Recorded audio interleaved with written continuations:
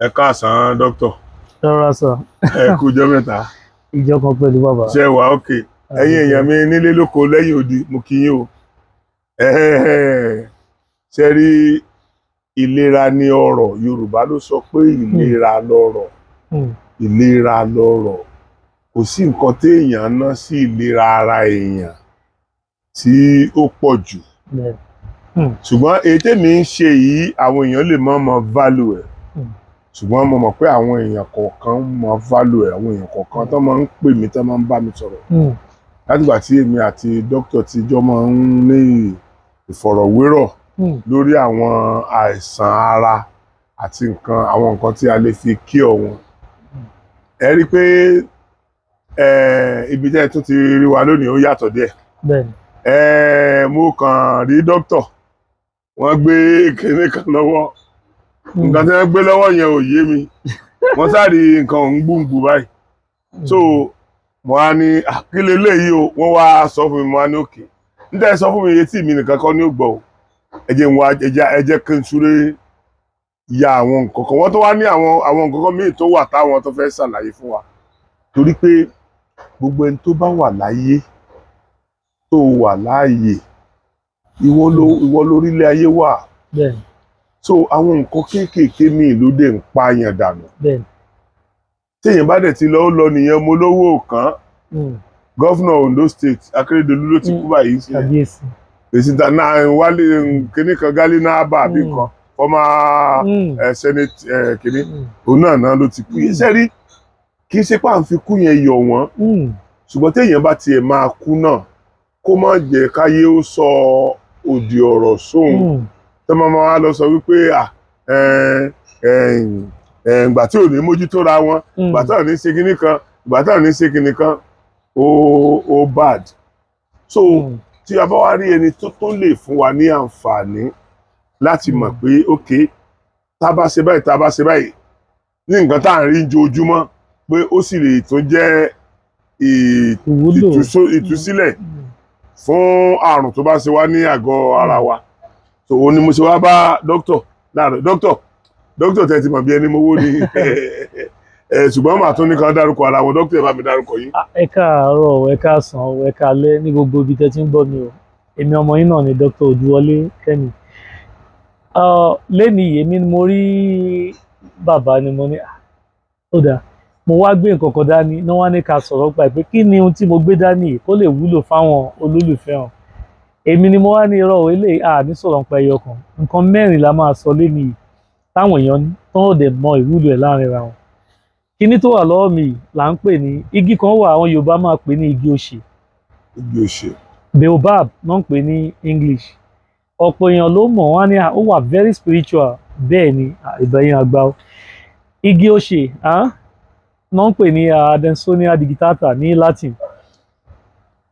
Èso tó máa ń jáde látara ẹ̀. Tọ́pọ̀ èèyàn bá mọ̀ pé tán bá fọ́ kinní yìí àwọn kinní bí ẹ̀gúsí kan seed ó wà nú ẹ̀. Tán bá lọ kinní yẹn tán bá lọ mọ́ òrí lásán kódà ó gbọ́ àìsàn tá ń pè láìsàn rheumatism àti arthritis. Eléyìí. Bẹ́ẹ̀ ni nínú ẹ̀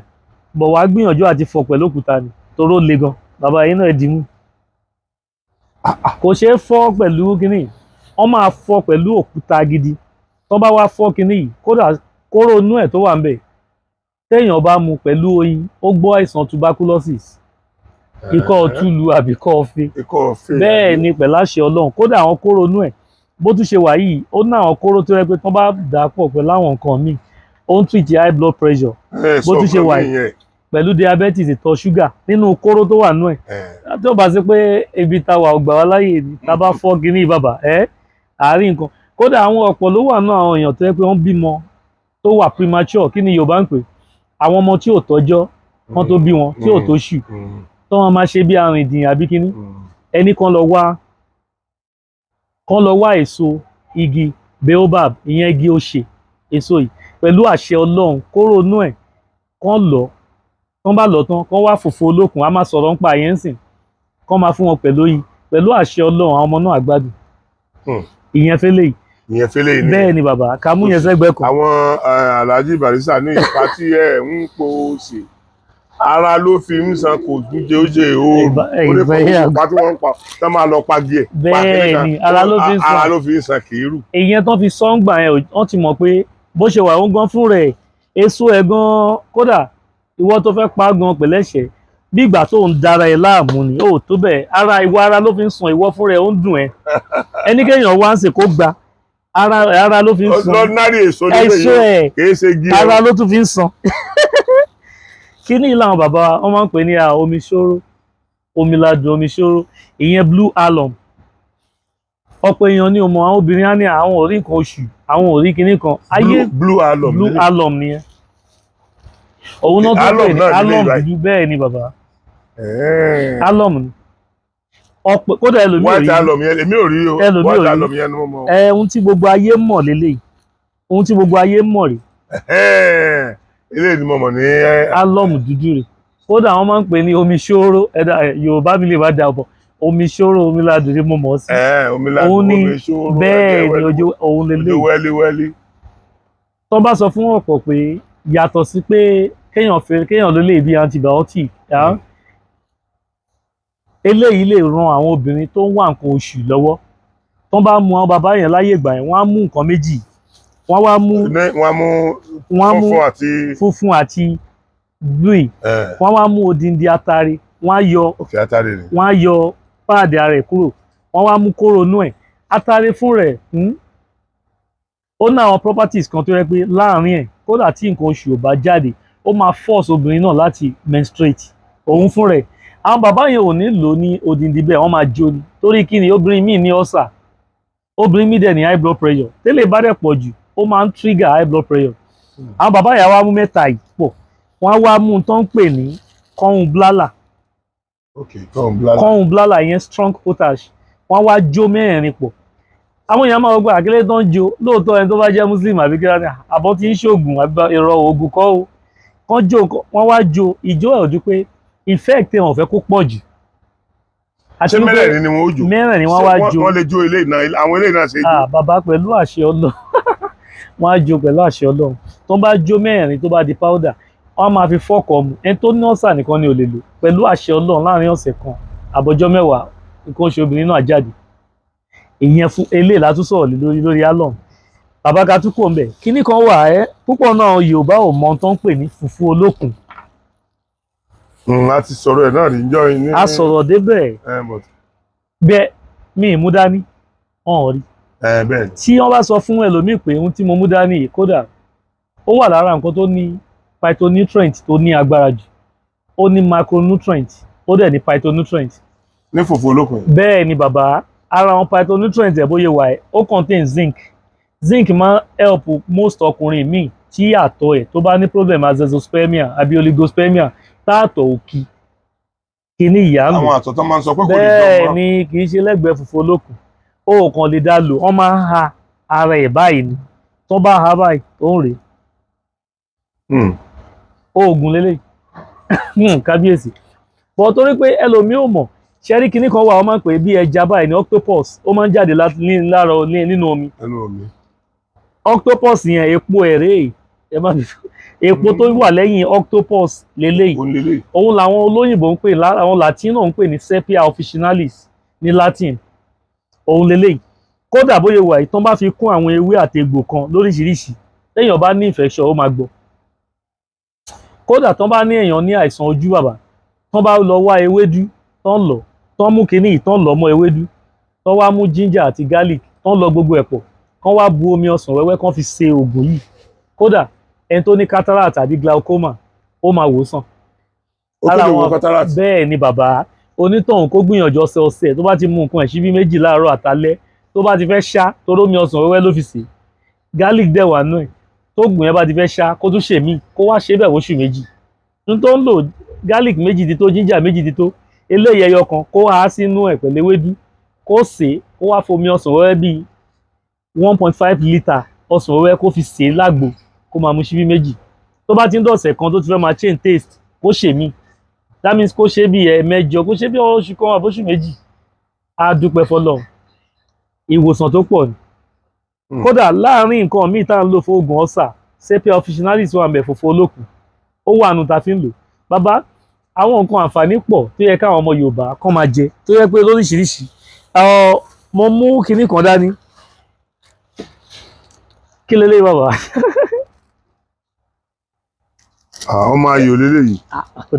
ẹ̀jẹ̀ ayò mo mọ̀ dí sí bí káwọn èèyàn ẹ mọ̀ ok. ilé ọmọ ayò tá a fi ń tayò lélẹ́yìí. kódà tí wọn bá dèdè ayò ká dá sílẹ̀ ká máa tayò ọlọ́pọ́n kábíyèsí Elédùmarè àrà tọ́lọ́run dá sínú ohun tó wà lọ́wọ́ mi bàbá ara ipò ṣe rí àǹfààní táwọn olólùfẹ́ yín ní ojú pé nǹkan ara lẹ máa ń mú wá fún wọn bí wàá mọ̀ tọ́lọ́run bá ń jẹ́ ọmọ yìí ẹ̀ dó. wọ́n mọ ọ̀pọ̀lọpọ̀ mọ iye náà ṣe rí káwa ṣe ti wa yẹn fọlọ́run ni kábíyèsí téèyàn bá rí ìgbàlà láti ara èmi tàbí láti ara ẹ̀yin tí ò bá tiẹ̀ kò nídìí láti mọ̀ kò nídìí láti mọ̀ ṣùgbọ́n Ọlọ́run ti ní àkọsílẹ̀ nǹkan yẹn fún àwa so that is why tó fi jẹ́ pé ńgbà míì ọmọrúwa ò kì í níṣòro kò síbi tán dé àwọn ayé máa súgbà wọn ìyẹn ìṣẹ̀ náà. ẹ jẹ́ mọ̀ pé mo wá jókòó síbi ńjọ́ kan mo ń ṣe research mo wá rí ewé tó wà lára kinní bíi wọ́n ìkelewé yìí àwọn kinní táyé bá gbà á lè mú ike ni ike ni wọ́n rò ike yìí ẹni tó dẹ̀ ṣiṣẹ́ ewé gbogbo tó bá ti jọ ewé lójú mi mo fẹ́ mọ ohun tó jẹ́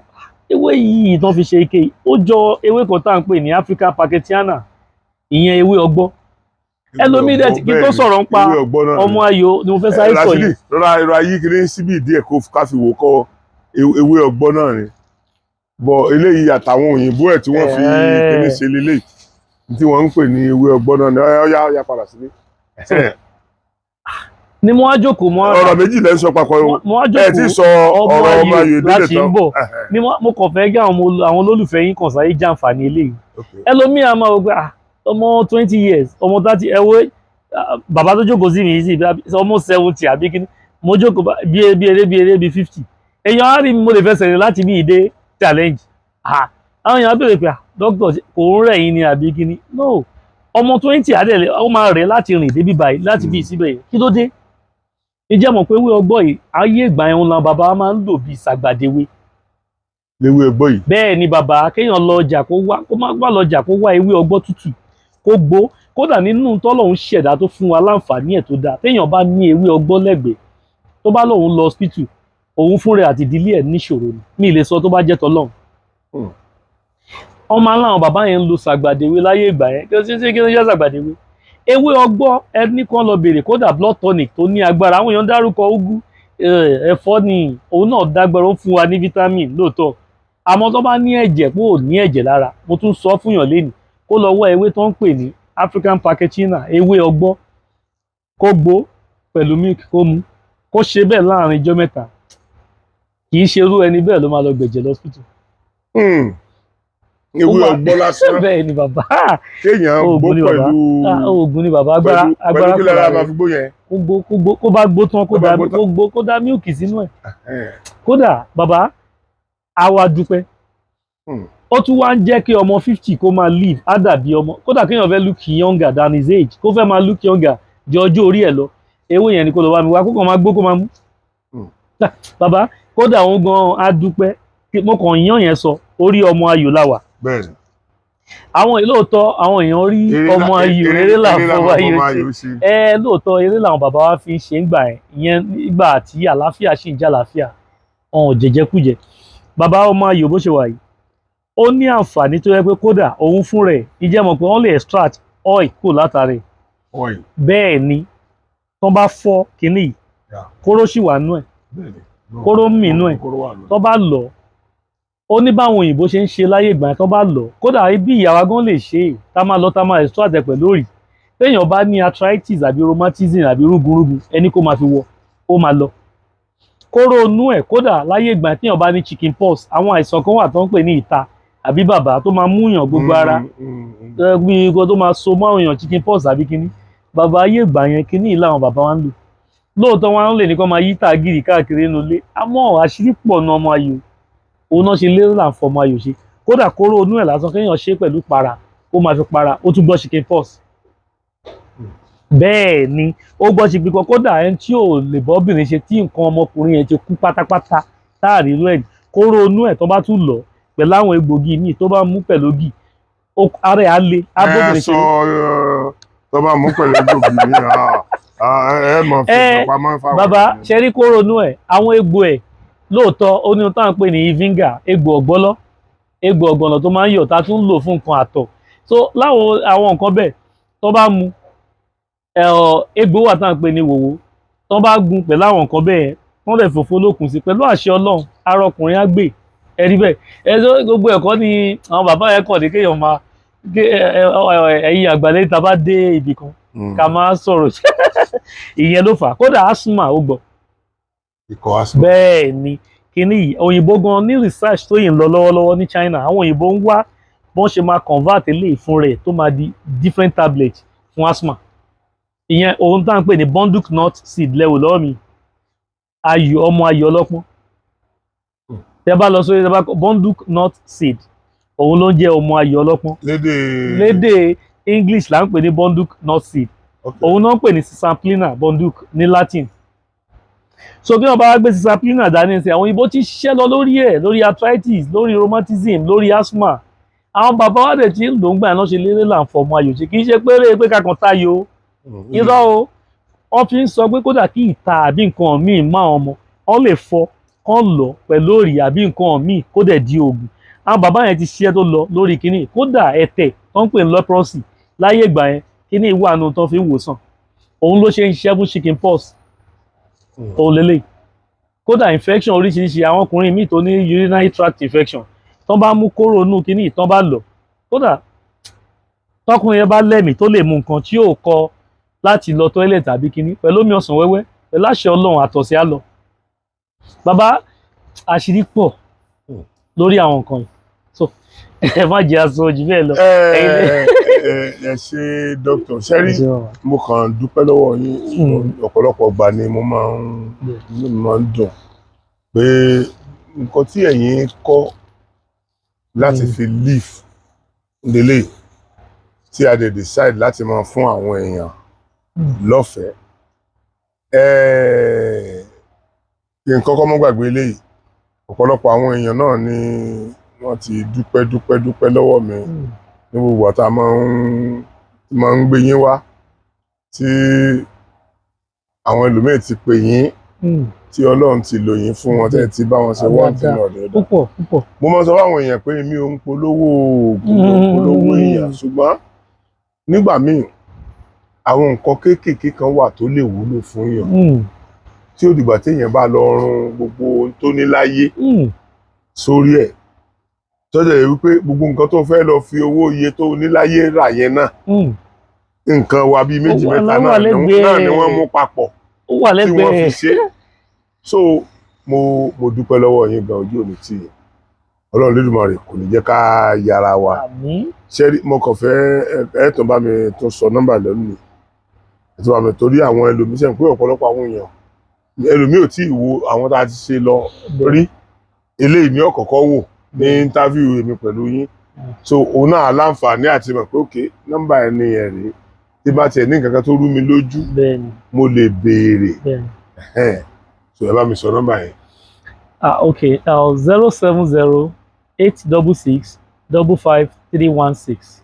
ẹ bá mi pè lẹ́ẹ̀kan sí. 070866655 ẹ̀yin èèyàn mi ẹ ṣe ìlera ní oògùn ọrọ̀ ó ṣe pàtàkì gan-an ìlera ṣe pàtàkì gan-an Ọlọ́run Lédùmarè ẹ ṣe rí gbogbo àwa tí Ọlọ́run sọ wọ 2024 kí ni déètì òní December kí la wà lẹ́nu 27 December 27 lè ní ọjọ́ kejì Boxing Day so December 27 ọ̀pọ̀lọpọ̀ àwọn èèyàn ló sì wà láyé bá ṣe ń sọ̀rọ̀ lọ́wọ́lọ́wọ́ yìí ṣùgbọ́n tí ò ní bá wọn rí New Year kódà tí ó lè má bá wọn rí pé December 28 débi yóò rí 29 or 30 or 31st ṣe rí gbogbo àwa tí a wà láyé lénìí ọpẹ́ ni o ọpẹ́ ni ká dú o kì í ṣe pé mímọ̀ ṣe wa àmọ́ ṣe àjẹ́ nǹkan kan ṣùgbọ́n ó kàn mọ́mọ́ wu Ọlọ́run láti dá ẹ̀mí tiwa sí àwọn èèyàn kan wà ń sìn wọ́n ka ẹsẹ̀ wọn sókè lọ́sítítù ni àwọn èèyàn kan wà sí lórí bẹ́ẹ̀dì ẹ̀ lọ́sítítù àwọn mọ̀lẹ́bí ẹ̀ wọ́n ráǹdì ẹ̀ báyìí tí wọ́n bá sọ̀rọ̀ ẹlòmíì lè máa bẹ lọ́hùn pé ìwọ Ọlọ́run gbogbo owó tó ní báńkì rẹ̀ kò tẹ̀yẹ kó sì tán kó sì fóun lálàáfíà so ọ̀rọ̀ àlàáfíà òun la wà ń sọ yìí